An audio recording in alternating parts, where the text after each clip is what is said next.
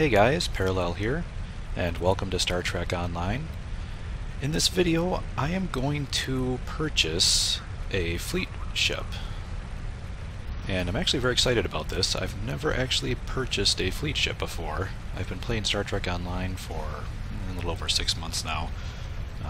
I actually did play way back at launch for a month, but took a long break, came back about 6 months ago, but I still have yet to buy a fleet ship.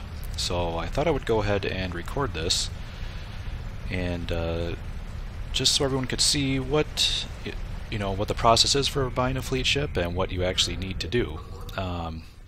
So in this case, I am going to be buying the new Tier 6 Fleet Avenger. That is the ship I'm going to buy. So let's go over here to the ship vendor and let's take a look. So get a new starship and let's take a look here. So the ship I'm going to be getting, let's filter here for Fleet Tier 6 ships, and the ship I'm going to be getting is right here. The Fleet Battlecruiser Tier 6. This is the Fleet Avenger. Now, here is what you need to buy a fleet ship. So, I guess first thing is you have to be in a fleet. That's a requirement. The next thing is you often, depending on the ship, you often need to have your fleet. Your fleet usually has to have certain holdings. Like, I believe to get this one, your fleet has to have a Tier 4, has to be a Tier 4 starbase, I believe, to be able to get the Fleet Avenger. And if you don't meet that qualification, down here we'll have a little red message saying, what fleet holdings you need to have. So what else do you need? You need to have fleet credits. In this case, you have to have 20,000. You also have to have fleet ship modules. Now these fleet ship modules, you can buy them in the C-store for 500 Zen, or these are tradable, so you can also buy them on the auction house. And I'm actually not sure the current price of how much these are going for. Probably, I would think around the 10 million range. Let's run over here and check real quick. Now, you can see here I actually have one of them. Now, there is kind of a rule with buying fleet ships where if you own the C-store version of the ship, you get a discount on the fleet version of the ship. So since I own the Arbiter, which is the Tier 6 battlecruiser, I get a discount on the Tier 6, the fleet version of that ship. So it only would cost one fleet module. Typically, if you don't have the C-store version of the ship, I believe it costs five fleet modules. So yeah, about 11 to 12 million to get a fleet module, or 500 Zen. I'm actually a lifetime member, so I get a 500 Zen per month stipend, and I just use that to buy this with Zen. But yeah, like I said, let's go back here to the ship vendor, and you can actually see. Let me go back to the Fleet Tier 6. So some of these that I don't own. So for example, I don't own the C-store version of the Galaxy class. So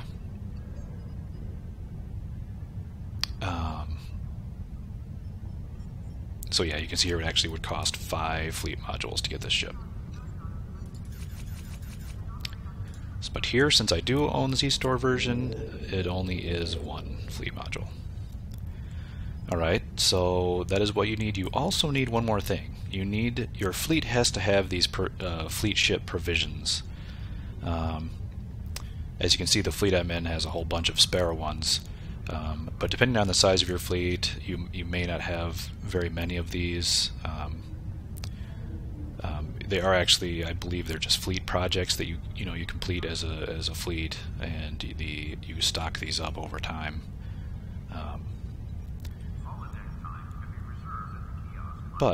So it only takes one the fleet provision to do this. Now I am told, I've never tried this, but I'm pretty sure that you cannot, to actually meet these requirements, your fleet has to have these. You can't be, for example, get a map invite to another fleet with a higher rank than your fleet to be able to do this for fleet ships. You can do that for, that does give you access to vendors. If you get a map invite to a higher tier fleet, that will give you access to the vendors for modules and consoles and things, but I don't believe it works for fleet ships. Alright, so here it goes. I am going to purchase this. Are you sure you want to buy this? Yes, I am very sure. And there we go.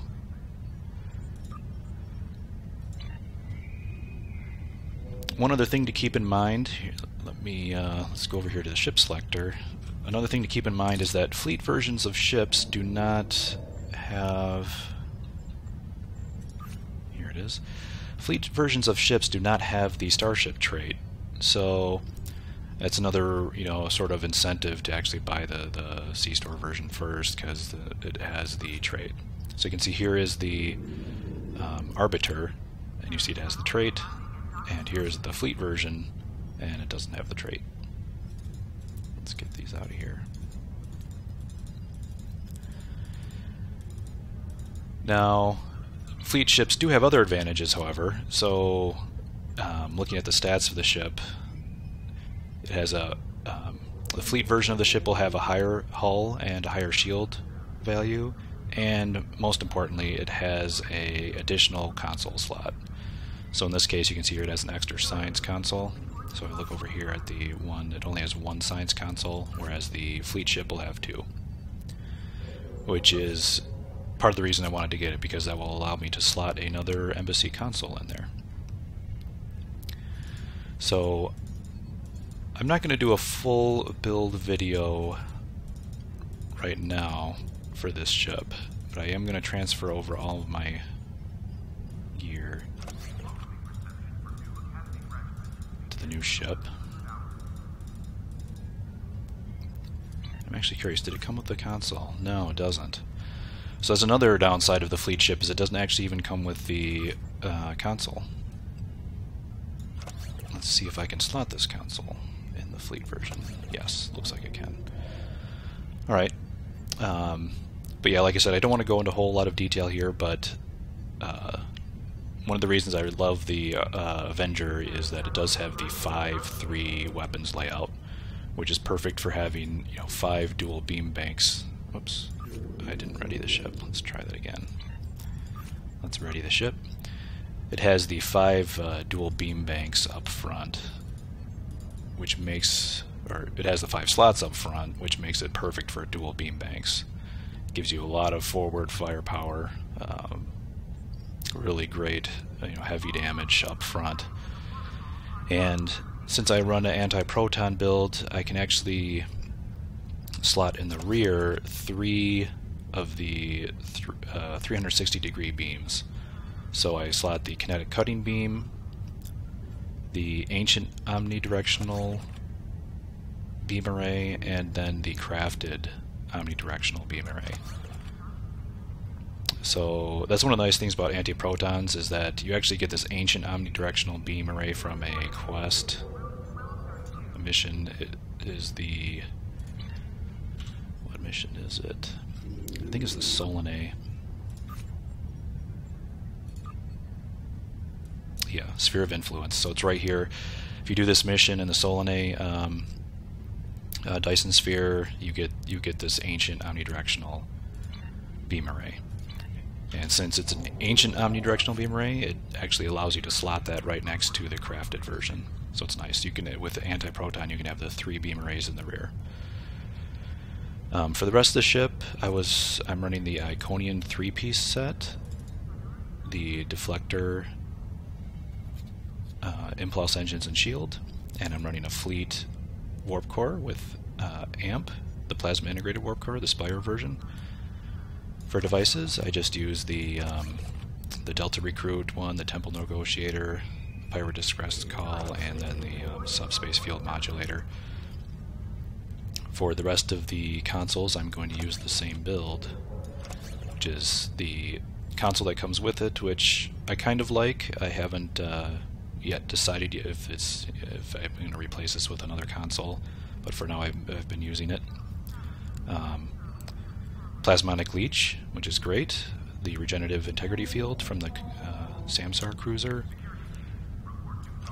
The Assimilated Module to get the 2-piece Borg bonus. 0-point module for the extra crit and power. The Embassy console, in this case with the Flow Caps mod to help my Plasmonic Leech. And then 4 of the Anti-Proton vulnerability locators for the extra crit chance and anti-proton damage. So I'm going to be using the same build I was using on my Avenger here, but as you can see I'm missing something, so I need a second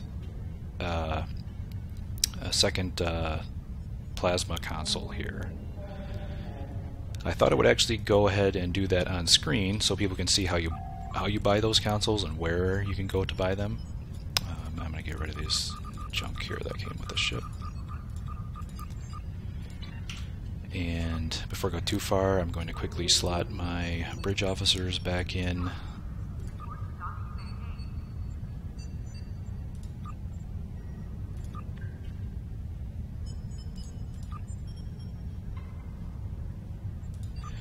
For my tactical officers, I'm using the Embassy Romulans to get 3 copies of SRO, which is one of the great things about the Arbiter, since you can actually slot 3 tactical officers. You can get 3 copies of the SRO. For the Engineer, I'm going to use my Nausicaan, which I got through Diplomacy. And then for the Science, I'm going to use the Hierarchy officer that you get from the quest in the Delta Quadrant arc.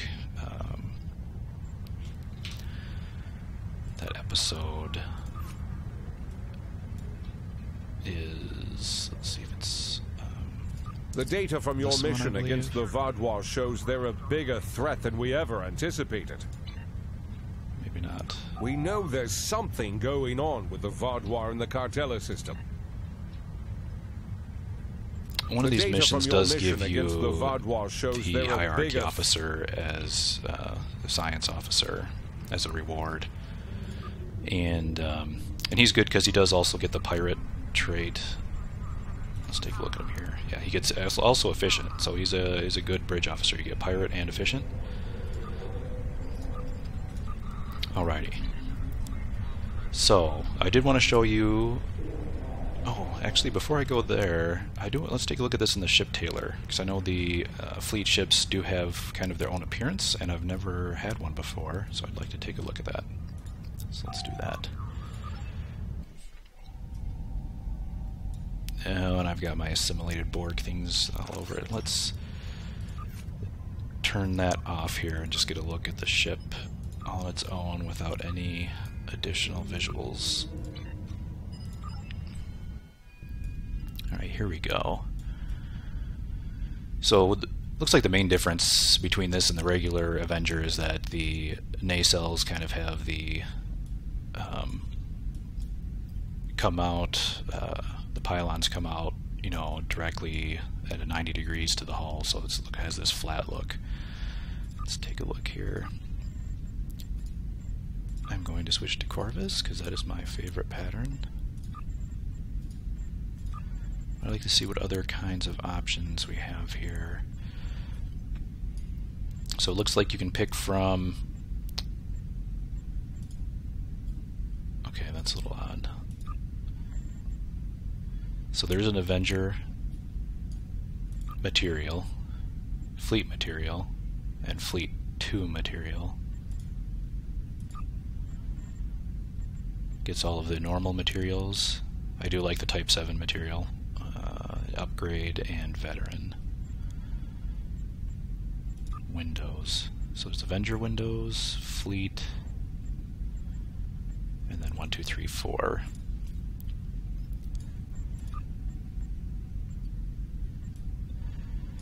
So it looks like you can swap between the Avenger and the Arbiter look.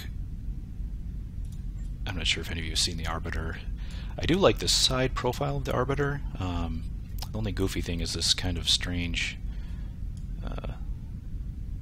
the neck that kind of comes out of the middle of the deflector dish. So it's an okay look, but I do like just the normal Avenger look, more traditional with the actual neck, and the deflector actually looks pretty cool. So let's see here. We can also use, for the nacelles, you can use the Arbiter or the Avenger nacelles. Kind of like the Arbiter ones because they are a little bit longer. Mission pod. Not a huge change here between the Arbiter and the Avenger. The Arbiter one kind of goes out all the way towards the end of the saucer. Okay, for pylons. Okay, so here you go. You have your fleet pylons, which are flat, the Avenger ones, and then the Arbiter ones. The Arbiter ones are a bit more forward swept, and they don't come up quite as high. But I'll just go with the Avenger. I like the more traditional look there.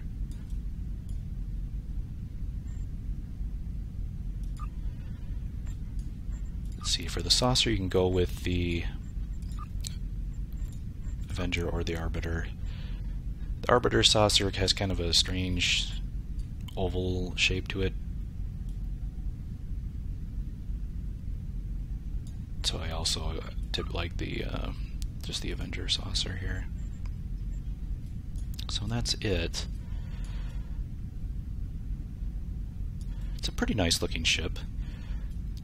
It's always been a little odd that the neck, two lines of the neck go all the way down to the rear of the ship. It makes the side view look a little bit strange.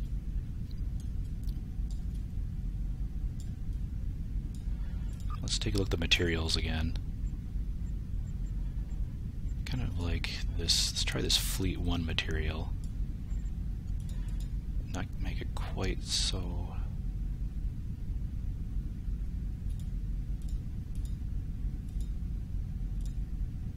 Make it quite so gray. Maybe a little darker.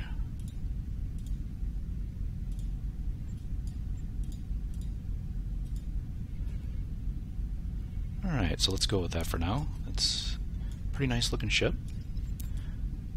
I do like the fleet material. Alright, so last thing I wanted to show in this video is the where you go to get these embassy consoles. So these are embassy consoles, so it makes sense that you go to your fleet embassy to do it. So let's head up to our ship.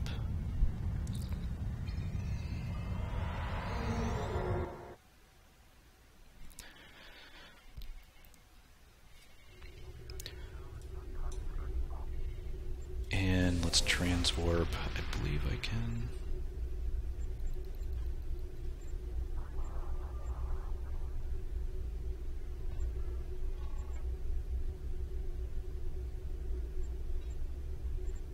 What I could do is just go right to the spire and then go from the spire to the embassy.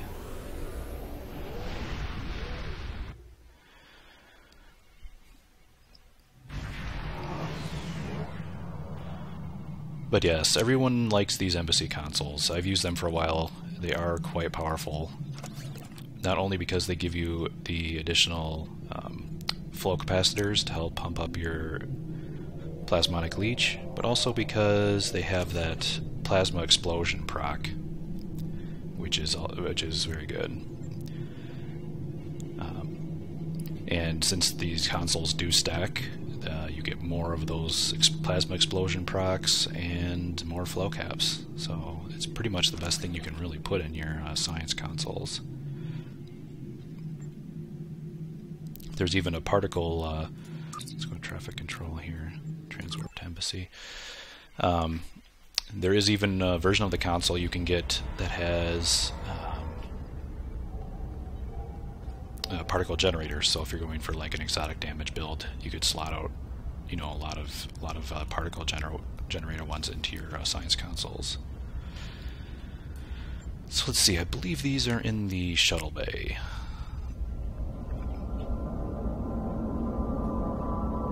You come over here to this console, store, and here we go. Plasma generating weapons signature. So there's actually two versions. There's the amplifier, which increases your aggro and or threat, and then there's the nullifiers, which reduce your threat.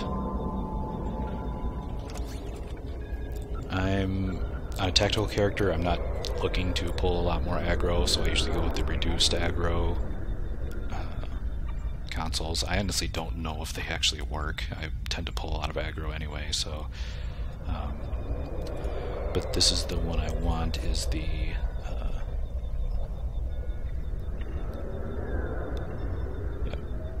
signature nullifier with flow.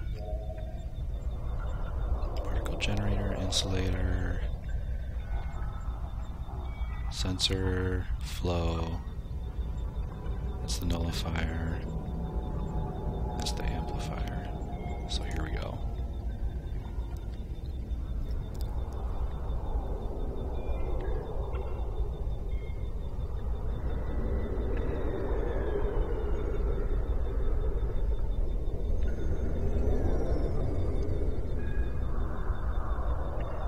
Yep, so there it is.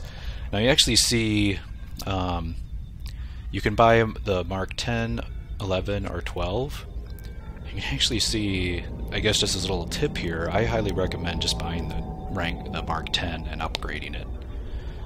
The actual cost of the upgrades is going to actually cost you less dilithium, and you'll save you a lot of fleet credits.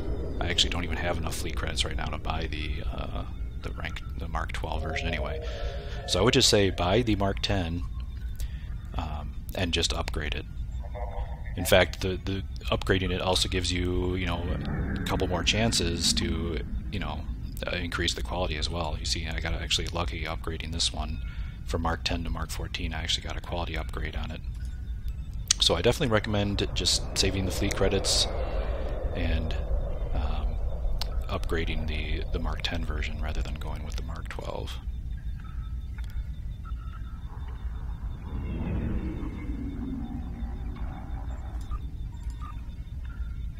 So there we go. So let's slot this one right next to it.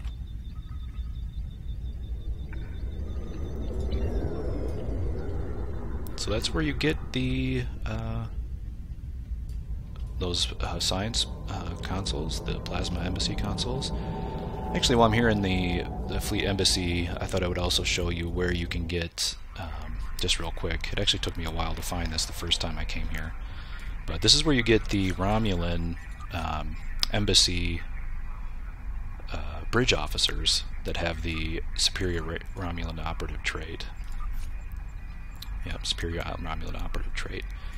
So you come to the ops level in the embassy, and then you run over here to this console. So this console, you go down, and there's only one of them that has the superior Romulan operative trait, for whatever reason. It is this one right here. Yep, the Romulan male tactical officer. It is actually the blue quality one. This is the only one that has superior Romulan operative. You can look all the way down here. The purple ones don't have it. They only have the... That one doesn't even have... That one just has subterfuge. Superior subterfuge. So a lot of even these purple ones don't even have it. So, and none of the engineering or science officers have it either. Only the tactical. So that's why, as a Federation officer, the best you can do is 3 bridge officers with the superior Romulan operative trait, because the best you can have is those 3 tactical officers with it. So that's where you go to get them. Let me just go back here real quick and you can quickly see what they cost. They are fairly expensive. Yeah, 80,000 fleet credits and 17,000 dilithium. So definitely something to work towards if you're going for a high DPS build. Definitely helps out for Federation characters. Alright, so let's get out of here. I'm going to go back down to the shuttle bay.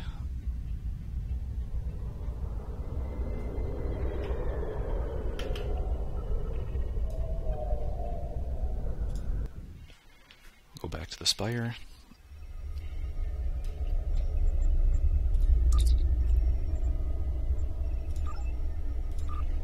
And we'll get out of here.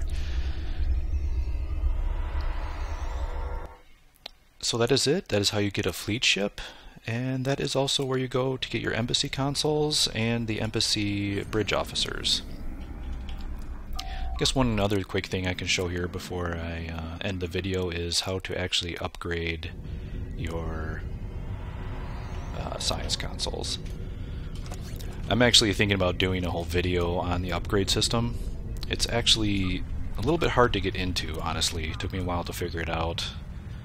Now that I have figured it out, it's pretty straightforward, but it does take a while to get into it.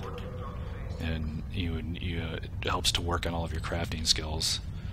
I actually don't have the materials right now to build the... I do have this one I've been saving. But I don't have the materials right now to craft one, so I'm just going to go buy them off the exchange.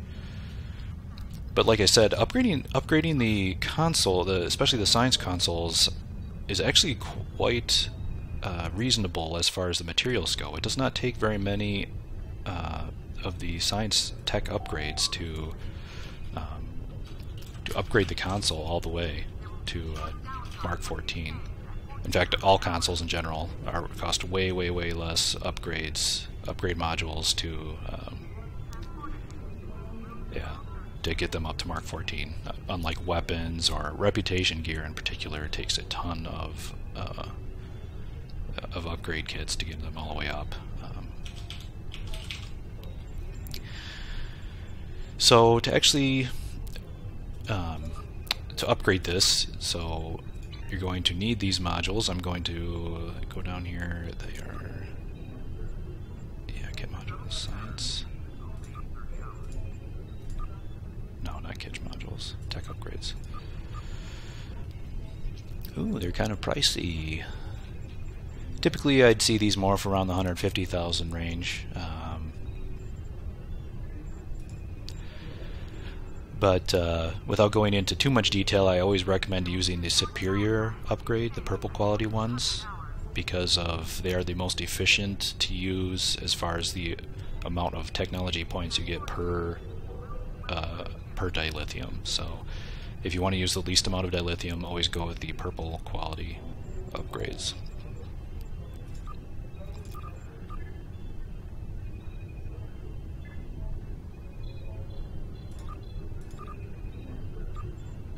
For now, I'm going to buy 3.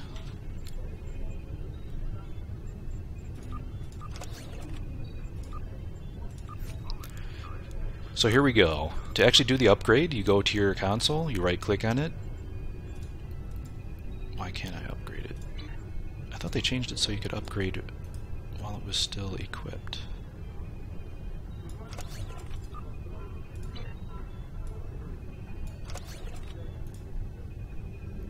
Huh, that's odd. Yeah, something strange going on here.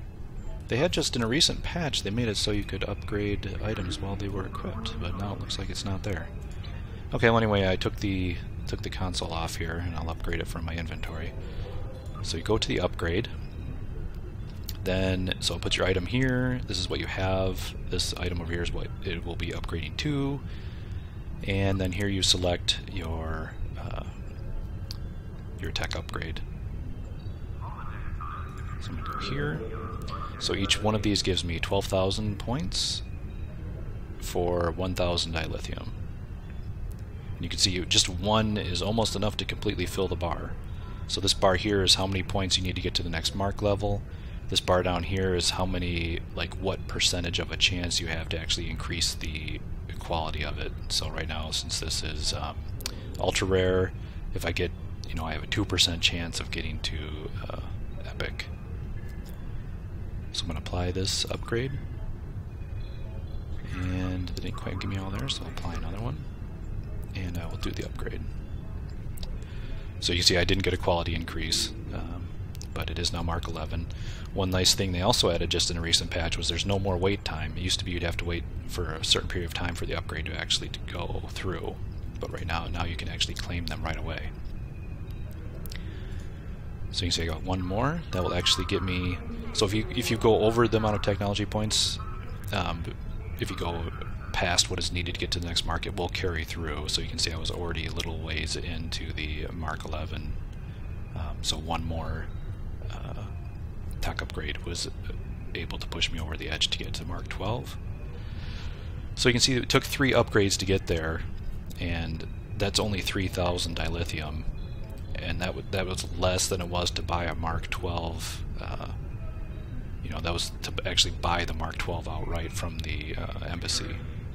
So it's actually cheaper to do the upgrade. You do spend a little more energy credits, but it's much cheaper for the dilithium, and you save on the fleet credits. So let's apply this upgrade, and no quality increase again. I am going to go ahead and get this all the way to Mark 14, and you can see the technology points are still pretty reasonable. Still only 23,000, so another two kits should get me there. Whereas if you're trying to upgrade weapons, I mean, this is, you know, well over 100,000 technology points if you want to upgrade it, like a beam array to Mark 14. So let's apply, upgrade. And for the next one, this one is a little bit more. Let's see if I can do it. I gotta get some more. Ooh, I got a crit. 1.5x.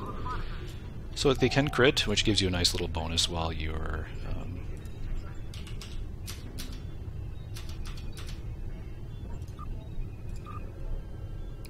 doing your upgrades. They can crit. So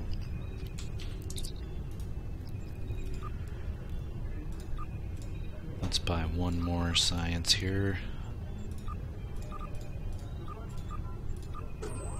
Alright, got lucky. And a little bit of a bummer, I did not get it to epic. There's a very low chance of it happening, but it has happened to me on the rare occasion. So there it is. Now I got a Mark 14.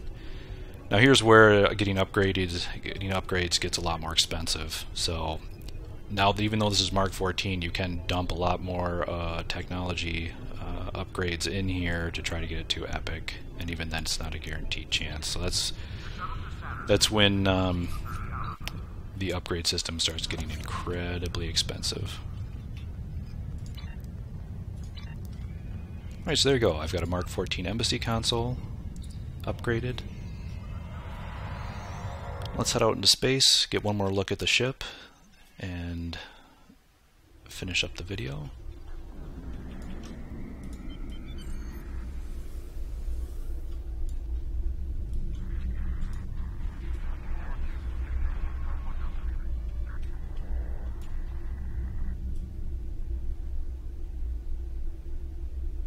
Yeah, it's nice. I do like the fleet.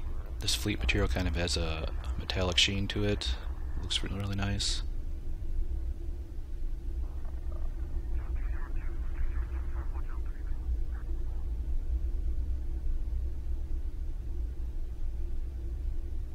Yeah, I do like the look of this ship a lot, and it is a very powerful ship. Let me just do one more thing here. Turn on the visuals from the Iconian set.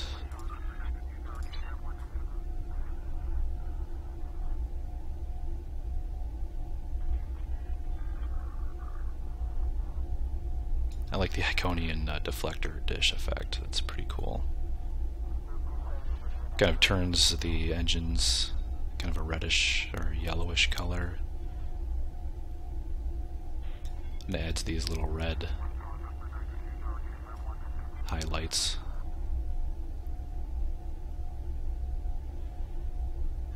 And you can tell the Avenger, I do like how the Avenger does have its weapon hardpoints.